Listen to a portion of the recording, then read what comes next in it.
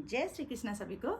व्रत 84 कोस परिक्रमा की श्रृंखला में आज मैं आपको अपना 7वें दिन की दिनचर्या बताऊंगी, कहाँ से कहाँ तक कैसे कैसे हमने यात्रा पूरी की।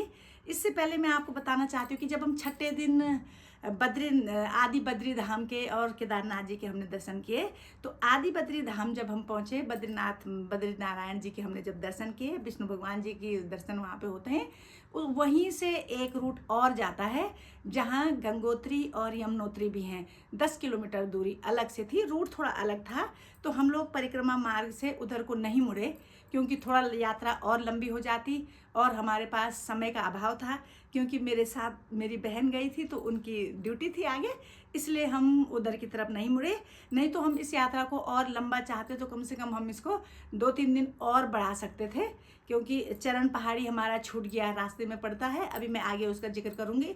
और गंगोत्री और यमुनोत्री धाम भी है, लेकिन वो मेन जो परिक्रमा मार्ग है उससे हटकर है। तो आदि बद्री धाम से 10 किलोमीटर की दूरी पर गंगोत्री धाम भी है। तो भगवान श्री कृष्ण ने अपनी मैया यशोदा और बाबा नंद बाबा के लिए ये चारों उत्तराखंड के धाम ब्रजमंडल पर विराजमान किए थे, उनको बुलाया था और ये सभी धाम ब्रजमंडल में आए थे। तो गंगोत्री और यमुनोत्री के दर्शन हम नहीं कर पाए, तो आदि बद्री से हम सीधे केदारनाथ जी पहुंचे थे।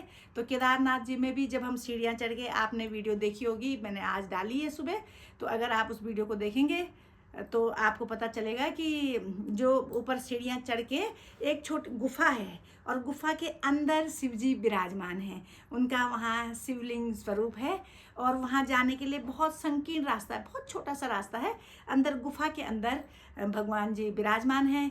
ब्रज यात्रा के दौरान इतनी भीड़ वहाँ थी कि वहाँ वीडियो बनाना संभव नहीं था, तो अंदर शिव जी महाराज जी के दर्शन नहीं हो पाए, लेकिन मैंने आपको चढ़ते हुए और उतरते हुए वहाँ के दर्शन करवाए हैं। तो मेन शिवलिंग के दर्शन नहीं करा पाई मैं, तो आप और वीडियो भी देख सकते हैं, और कभी आपको मौका मिले तो आप अवश्य दर्शन कीजिएगा। तो आज हम 7वें दिन की परिक्रमा के बारे में बताते हैं कि कैसे कैसे रही। तो 7वें दिन हमने छठे दिन रात को जो हमने विश्राम किया था, तो केदारनाथ जी में हमने विश्राम किया था। वहाँ से फिर हम लोग 3 बजे सुबह निकले। तो 3 बजे निकलने के बाद 2 किलोमीटर पर बादली गांव आया। बादली के बाद हम लुहेसर पहुँचे 3 किलोमीटर। 3 किलोमीटर से हम फिर चरण पहाड़ी के लिए भी रूट थोड़ा सा अलग है, हम नहीं गए उधर, लेकिन थोड़ा सा ऊपर था इसलिए हम जा नहीं पाए। तो चरण पहाड़ी हमने दर्शन नहीं किए, लेकिन हम वहाँ पे रुके थे। तो चरण पहाड़ी से फिर आता है भोजन थाली। तो भोजन थाली जो जगह है, तो केदारनाथ जी से और भोजन थाली आने में हमको 12 किलोमीटर की दूरी तय करनी पड़ी। तो जब हम भोजन थाली पहुँचे तो वहाँ पर ये कहा जाता है कि कृष्ण भगवान ने वहाँ पर भोजन किया था, उन्होंने वहाँ पर विश्राम किया था, वो वहाँ पर अपने ग्वाल बाल सखाओं के साथ भोजन करते थे, खेलते कूदते थे। तो कहा जाता है कि जब हम व्रत 84 कोस की यात्रा करते हैं तो वहाँ पर कुछ ना कुछ अवश्य खाएं। तो उस समय बहुत सुबह सुबह का टाइम था, तो कुछ वैसे वहाँ से भंडारे से नहीं मिल पाया, जबकि वहाँ भंडारा लगा हुआ था। काफ़ी परिक्रमावासी वहाँ भी ठहरे हुए थे, पूरा पंडाल भरा हुआ था, अंदर काफ़ी बड़ा प्रांगण है, वहाँ टेंट लगे हुए थे। इधर उधर भी लोग रास्तों में, सड़क के किनारे, दुकानों के आगे लेटे हुए थे, विश्राम कर रहे थे। तो वहाँ पे हमने बैठकर अपने पास जो हमारे पास थोड़ा बहुत कुछ खाने की सामग्री थी तो वो खाई, और कम से कम आधे घंटे हमने वहाँ पे विश्राम किया, क्योंकि कहते हैं कि वहाँ पे भोजन थाली में विश्राम करना और कुछ ना कुछ खाना अनिवार्य होता है, क्योंकि भगवान भी वहाँ पे बैठकर कुछ खाया करते थे, इसलिए वहाँ पे थोड़ा सा विश्राम किया।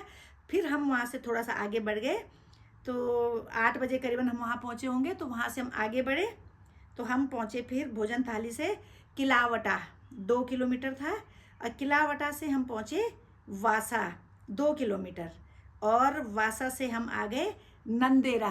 तो नंदेरा जो जगह है, ये 16 किलोमीटर की दूरी तय हो गई सुबह को।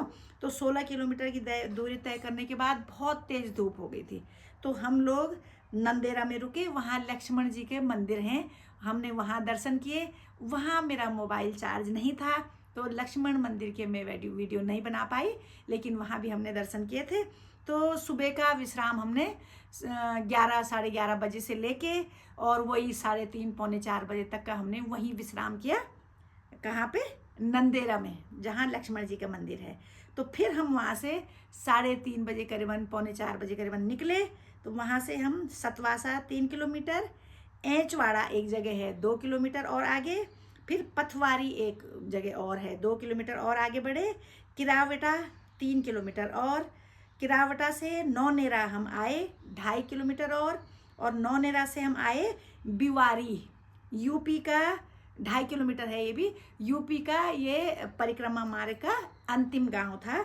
तो ये गांव था 91 मतलब 95 गांव इसमें पड़ते हैं।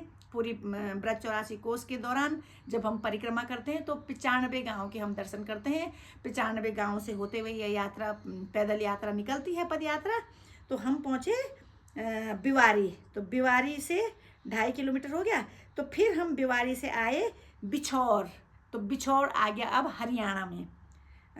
बिवारी था यूपी में 2.5 किलोमीटर और 2.5 किलोमीटर से हम फिर 3.5 किलोमीटर आगे बढ़े बिछौर, वो आ गया हरियाणा में। तो यहाँ पे आते आते हमको 18.5 तो 18.5 किलोमीटर की दूरी हमने तय कर ली थी। रात भी काफ़ी हो गई थी, 9 साढ़े 9 बज गई थी। तो यहाँ पर हमने फिर रात्रि विश्राम लिया, एक घर में शरण ली और वहाँ पे हम लोगों ने काफ़ी देर विश्राम किया। तो कल की वीडियो में मैं बताती हूँ कि अंतिम दिन 8वें दिन की यात्रा कैसी कैसी रही।